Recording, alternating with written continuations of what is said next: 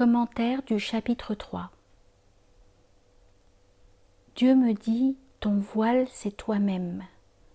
C'est le voile de tous les voiles. Si tu en sors, tu t'affranchis des voiles, et si tu demeures voilé par eux, c'est que les voiles te dissimulent à toi-même. Il me dit, ne sors de toi-même que par ma lumière, car ma lumière détruit le voile. Alors tu verras comment elle est dissimulée et par quoi elle l'est.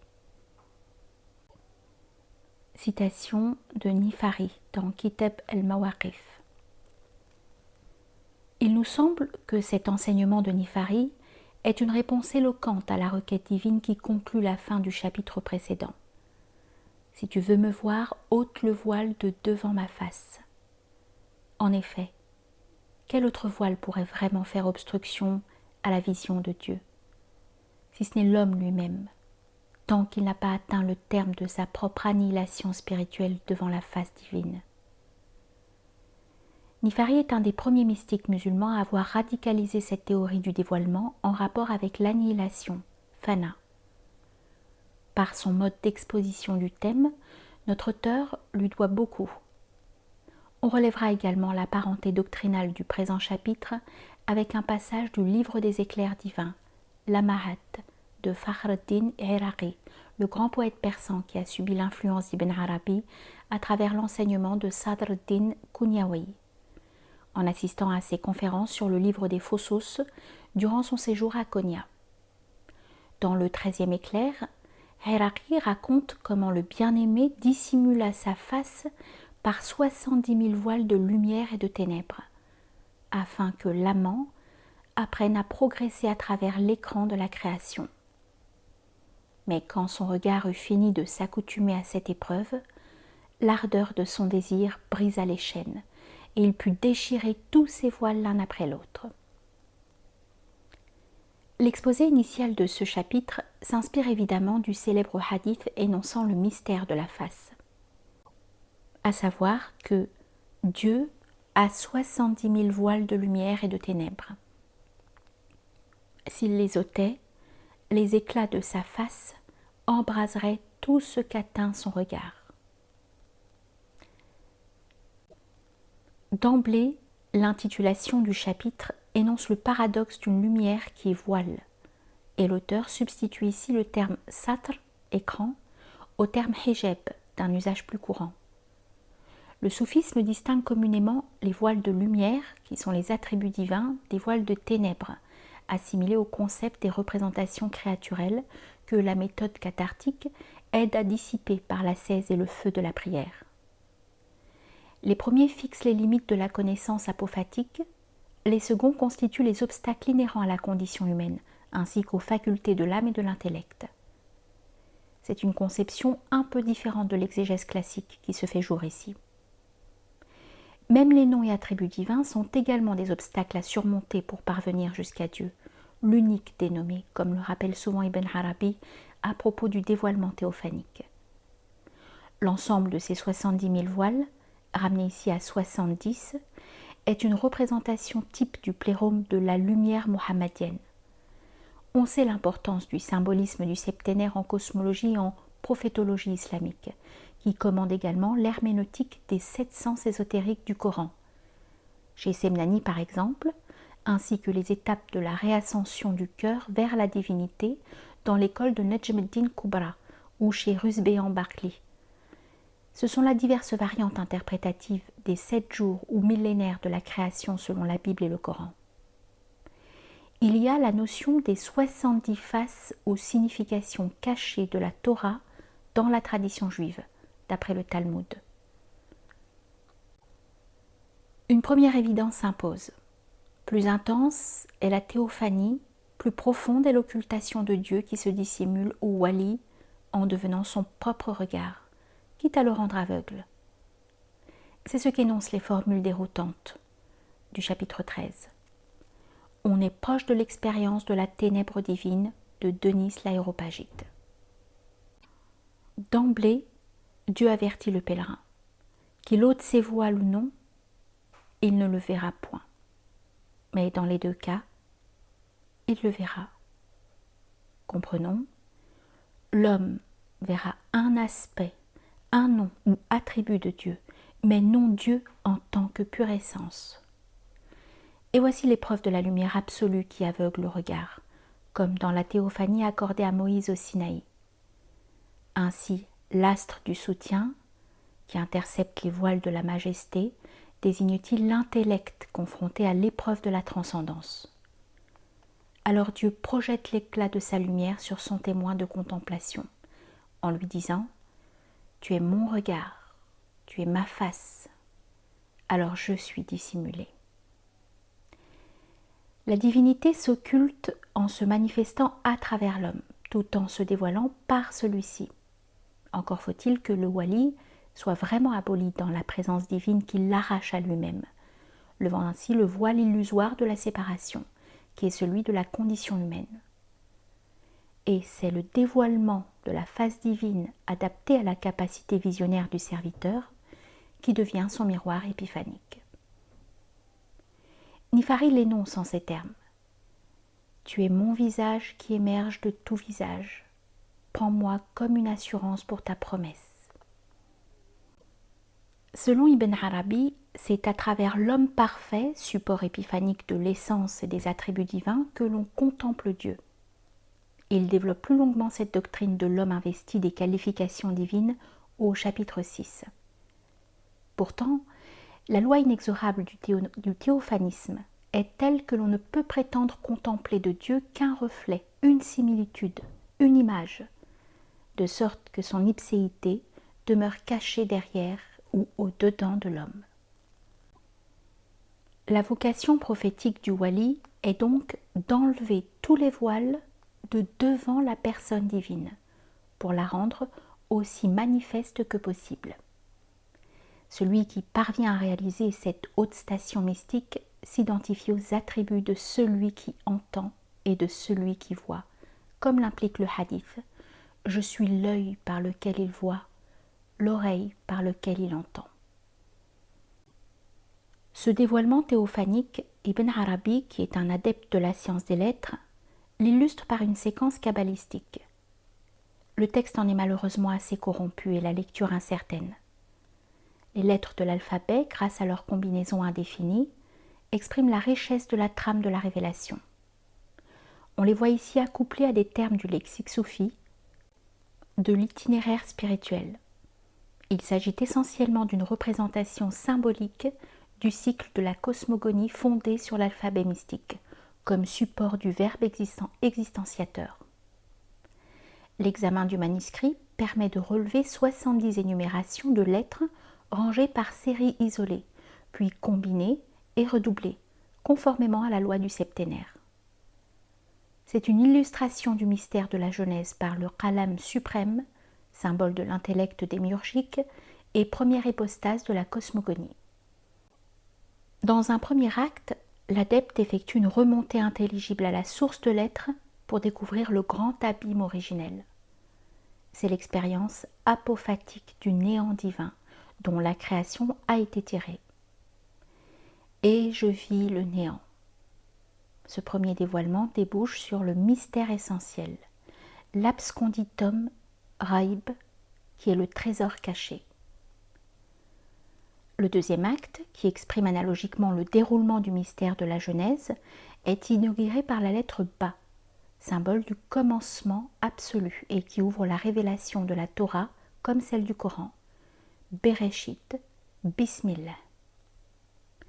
Cette série comporte 10 lettres simples, figurant très probablement les entités métaphysiques universelles de la cosmologie d'Ibn Arabi, sur laquelle on ne peut insister ici. La vision se poursuit par une série combinée de 60 lettres accouplées en raison de l'agencement par complexité croissante de la révélation divine dont le langage est l'organe. Et le total donne le nombre de 70 lettres en correspondance structurelle avec les 70 voiles du hadith de la face. Peut-être y a-t-il là une influence de l'alchimiste Jabir ibn Hayyan dans son livre des 70, car Ibn Arabi le cite parfois relativement à la science des lettres. Par ailleurs, cette exégèse offre des recoupements assez précis avec l'interprétation de l'alphabet mystique par le philosophe imamite Rajab Borsi. Enfin, ce passage kabbalistique n'est pas sans rappeler une séquence d'ailleurs plus imagée chez Nifari, où les lettres se présentent à l'homme pour l'inviter à interpeller toutes les espèces de l'univers. Après quoi, le mystique leur adresse des doxologies appropriées. La dénomination des secrets de la cosmogonie par l'alphabet mystique est un des traits communs à la Kabbale juive et islamique. Dans le Zohar, les différentes lettres se disputent l'honneur de présider au commencement, Bereshit, et cet honneur échoua à la lettre Bet. Dans le Sefer Yetzira, livre de la formation, les 22 lettres de l'alphabet hébraïque, combinées avec les 10 séphirotes, servent à inscrire les 32 voies de la sagesse divine, Sephira Hokma, que Dieu grave au sein de l'univers. Dans ce dévoilement kabbalistique, chaque lettre est conçue comme une entité métaphysique, introduisant le pèlerin dans une station, maqam, un état, hal, ou une étape particulière du voyage cosmique censé récapituler le périple initiatique de l'homme engagé dans la voie. À la fin de cet épisode visionnaire, au pèlerin émerveillé devant un spectacle aussi grandiose, Dieu répond « Ce que je t'ai caché l'est encore plus ». De nouveau, tous les voiles sont consumés d'un seul coup, et voici qu'apparaît le trône divin, symbole du centre cosmique, qui est l'assise du Tout-Puissant. Le pèlerin reçoit l'ordre de porter le trône, qui, on le sait, est le siège du miséricordieux, de le lancer dans la mer où il disparaît, et de peser dans la balance du jugement avec la pierre de la similitude, Hajar el-Mithliya. Cette pierre figure Adam, conçu comme l'homme parfait. En tant que vicaire de Dieu sur la terre, l'homme assume les actes cosmologiques du Créateur allant de pair avec la fonction de juge, exerçant la sagesse. Le wali reçoit l'ordre de placer le trône et ce qui l'entoure sur un des deux plateaux et la pierre de la similitude sur l'autre plateau. Et voici que la pierre fit pencher la balance. Cette pesée inégale marque la différence qualitative entre l'univers et l'homme. Le microcosme humain étant plus considérable que le monde entier au regard de Dieu. Diverses traditions établissent la supériorité du cœur comme lieu d'élection de la présence divine. Il est dit « Le cœur du croyant est le trône de Dieu ». Et encore, selon un hadith Qudsi, « Ni mon ciel ni ma terre ne me contiennent. Seul me contient le cœur de mon serviteur croyant. » Comme elle recèle tous les secrets de l'univers, cette pierre adamique pèse plus lourd que 1000 millions de trônes. Elle a été modelée selon la forme divine, puisque Dieu a créé Adam selon sa propre forme. Bien entendu, toutes ces références doctrinales et coraniques sont implicites dans la trame du chapitre. Comme les versets décisifs de la Genèse, la notion de similitude, figurée ici par la pierre adamique, énonce l'analogie métaphysique entre le Créateur et l'homme, malgré la transcendance qui les sépare. Sa fitra, ou constitution originelle, reflète l'archétype divin. Et par cette ressemblance mystérieuse due à l'insufflation de l'esprit en l'homme, ce dernier se distingue radicalement de tout le reste de la création. Cela conduit à lire dans un sens imprévu, comme se rapportant à l'homme parfait, le verset coranique qu'Ibn Arabi cite avec prédilection. Il n'y a rien de semblable à lui. Si cette affirmation écarte de Dieu toute idée de similitude avec l'ordre créé, c'est pour réserver à l'homme le privilège de la ressemblance suprême, puisque sa vocation est de manifester Dieu en se conformant aux critères du Tawhid. « Je suis la chose sans ressemblance », disait le pèlerin de la première contemplation, affirmant ainsi sa distinction consciente du monde créaturel. Confirmant cette perspective, dans son lexique du soufisme, Ibn Arabi identifie expressément le mathal à l'homme. Voilà pourquoi cette pierre de la similitude est si précieuse et pèse plus lourd que tous les trônes. Elle est en effet un des symboles alchimiques de l'homme parfait. Quant au nom de cette pierre, notre visionnaire apprend de Dieu qu'il est inscrit en toutes choses. Ibn Arabi se réfère à la science adamique des noms divins que Dieu a révélés à l'homme dans l'acte créateur. Comme il est dit, Dieu a enseigné à Adam tous les noms. Quant au secret de cette pierre, il réside dans la lettre Alif, qui est l'armature de son nom, et ce nom coïncide avec la synthèse métaphysique du Tawhid. Or l'Alif est le principe de l'alphabet et l'indice de l'unité pure. C'est cette lettre qui sert à composer le nom de Dieu, Allah, le terme désignant l'unicité, Ahadiyya, mais aussi le nom d'Adam, Adam, ainsi que le nom de l'homme parfait, Insan Kamil. Que l'essence métaphysique de l'homme soit ainsi figurée par l'alif du nom suprême, Ism Azam, mérite attention. Bien qu'il soit le dernier être manifesté dans le cycle de la Genèse au 6e jour, il est le premier selon l'ordre de l'existenciation par l'impératif divin, Kun, soit. Et c'est sur le trône de son être, sur son cœur même, que repose l'insigne opération du Tawhid. Toutes choses sont déposées entre les mains de l'homme. Il détient la clé de la communication entre l'existence première, qui est Dieu dont il tire son origine, et l'existence seconde, la création dont il marque l'aboutissement. La synthèse de toutes les connaissances associées à l'ensemble des voiles constitue le nom de cette pierre. Est-il révélé aux pèlerins? Autrement dit, tous les secrets de Dieu concernant la création sont rassemblés dans la pierre humaine qui en est la coalescence. Car tout se ramène à l'unique, Ahad, donc à l'Alif, le signe du nom de Dieu qui est inscrit en toutes choses. La suite du texte est essentiellement énumérative. Ibn Arabi évoque quelques épisodes de la hiérohistoire, depuis le pacte d'alliance noué entre Dieu et l'homme dans le plan de l'unicité, sa projection par l'impératif divin dans la mer de l'existence qui est l'océan de la Genèse, la dispersion de ses parties constitutives typifiant la postérité humaine, les avatars de l'alliance avec Dieu et de l'exil, l'apprentissage de l'alphabet cosmique, le don du qalam suprême comme instrument de la révélation prophétique homologué à l'intellect divin, les dons de la miséricorde. L'enchaînement final prend un tour apocalyptique. Le wali, interpellé, se fait remettre en mémoire l'extraordinaire épopée de l'esprit, grand geste prophétique dont Muhammad, l'envoyé de Dieu, paix et bénédiction de Dieu sur lui, est le héros, et dont chaque pèlerin bénéficiant de l'élection divine est l'imitateur. Plusieurs éléments de cette narration hâtive transposent un acte ou un dit du prophète en rapport avec son voyage nocturne, Isra, monté sur sa jument ailée, Buraq.